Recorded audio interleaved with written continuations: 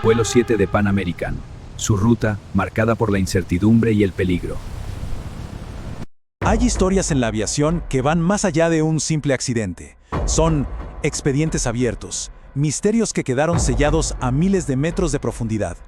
Hoy vamos a abrir uno de los más extraños, el archivo del vuelo 7 de Panam, un avión que era un símbolo de lujo y que tuvo un final silencioso y terrible sobre el Océano Pacífico.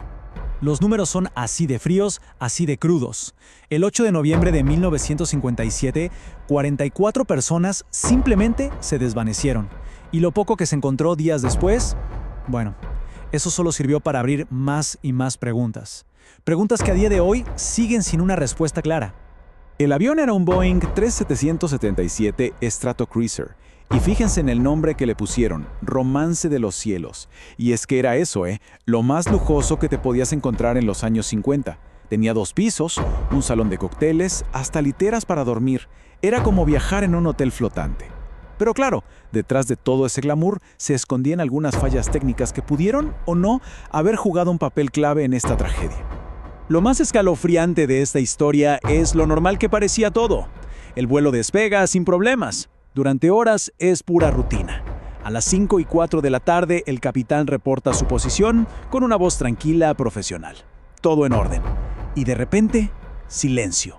El siguiente reporte, que tenía que llegar 1 hora después, nunca se hizo. Las pruebas que se encontraron después revelarían que la catástrofe ocurrió a las 5:27, apenas 23 minutos después de ese último y calmado mensaje. Imaginen la escena. Se organiza una de las operaciones de búsqueda y rescate más grandes de la historia. Pero durante 6 larguísimos días, el Pacífico no devolvió nada. Silencio total. Hasta que, finalmente, el 14 de noviembre, un avión de reconocimiento vio algo flotando. Pero en lugar de dar respuestas, lo que encontraron solo hizo el misterio mucho más grande. Y aquí es donde la cosa se pone de verdad extraña. Los restos no estaban donde se suponía que debían estar. Se encontraron a 90 millas, unos 145 kilómetros, al norte de la ruta de vuelo original. Y a ver, las corrientes oceánicas no explican eso. De hecho, las corrientes de la zona iban en la dirección opuesta. Algo no cuadraba. Esa es la pregunta del millón, la que surgió de inmediato.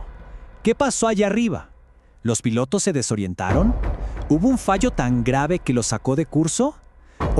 Y esta es la idea que da escalofríos, ¿alguien cambió el rumbo del avión a propósito, llevándolo directo hacia la nada? Lo poco que se pudo recuperar del océano contaba una historia muy rara.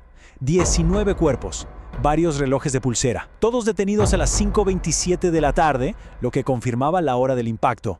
Y entre todo eso, la pista más importante. De las víctimas selladas, 14 llevaban puesto el chaleco salvavidas. Y aquí es donde el misterio se vuelve una contradicción total. Pensemos un segundo. Ponerse un chaleco salvavidas en una cabina llena en medio de una emergencia lleva su tiempo. Esto nos dice que el desastre no fue algo instantáneo. La gente a bordo sabía que algo malo estaba pasando. Entonces, si hubo minutos para prepararse para un aterrizaje forzoso en el mar, ¿por qué los pilotos no tuvieron ni un segundo para apretar un botón y mandar una señal de auxilio? No tiene sentido. Y si hasta ahora la historia parecía extraña, a partir de este punto, la investigación entra en un terreno que parece sacado de una pesadilla. Porque la evidencia que encontraron en los cuerpos de las víctimas no solo era contradictoria, apuntaba a un escenario que parece físicamente imposible. Aquí es donde el caso desafía toda lógica. Los análisis revelaron que 14 de las víctimas tenían niveles altísimos de monóxido de carbono en la sangre. O sea, ¿se envenenaron con gas? Lo lógico sería pensar que hubo un incendio a bordo, ¿verdad? Pues no. Y este es un no rotundo. Ni uno solo de los cuerpos, ni un solo trozo de los restos del avión tenía la más mínima señal de quemadura. Nada. Humo pero sin fuego. ¿Cómo es posible? Para que se entienda la importancia de esto, hay que hablar de la carboxihemoglobina. Su presencia en la sangre demuestra, sin ninguna duda, que las víctimas estaban vivas y respirando ese aire tóxico antes de que el avión se estrellara. O sea, no es algo que pasó después del impacto. El envenenamiento ocurrió en el aire. Con unas pruebas tan extrañas sobre la mesa, la idea de un simple fallo mecánico empezó a perder fuerza. Y claro, la investigación tuvo que girar hacia una posibilidad mucho más oscura, la de un acto intencional. La palabra sabotaje empezó a sonar con fuerza, y las miradas se centraron en dos personas que iban a bordo. Por un lado teníamos a William Payne, un pasajero, antiguo experto en demoliciones de la Marina, lleno de deudas hasta el cuello y que casualmente acababa de contratar un seguro de vida millonario.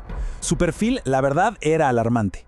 Por otro lado estaba el sobrecargo, Eugene Crosthwaite, un empleado que últimamente tenía un comportamiento muy errático y que justo antes de ese vuelo cambió su testamento. Los dos tenían motivos, y al menos uno de ellos los conocimientos para causar un desastre. Décadas después, el caso sigue sin cerrarse. Sin el fuselaje principal, que yace a más de 4 kilómetros de profundidad, es imposible tener una certeza absoluta, pero con todas las pistas recopiladas, se han perfilado 3 posibles escenarios que intentan explicar qué pasó en esos 23 minutos de absoluto silencio. A ver, el primer escenario es un fallo mecánico catastrófico. Por ejemplo, que una hélice se suelte y raje el fuselaje causando un incendio lento. El segundo, un incendio accidental, quizá eléctrico, escondido en alguna parte que llenó la cabina de gas tóxico sin que nadie se diera cuenta a tiempo. Y el tercero, el más oscuro de todos, es el sabotaje. Un acto deliberado que explicaría perfectamente el desvío, el veneno en el aire y el por qué nadie pudo pedir ayuda. Y la verdad es que cuando se vuelve a analizar todo el expediente, esta es la conclusión que parece tener más sentido.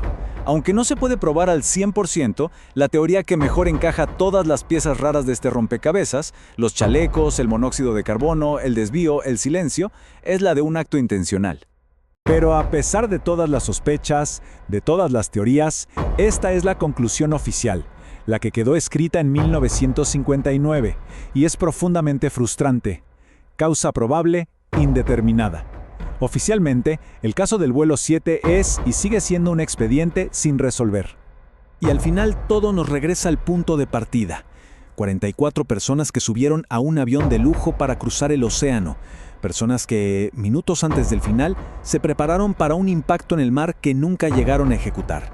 La pregunta que queda flotando en el aire, tan real hoy como en 1957, es: ¿qué fue lo que pasó realmente allí arriba? ¿Un accidente imposible de imaginar? ¿O un plan siniestro ejecutado a la perfección?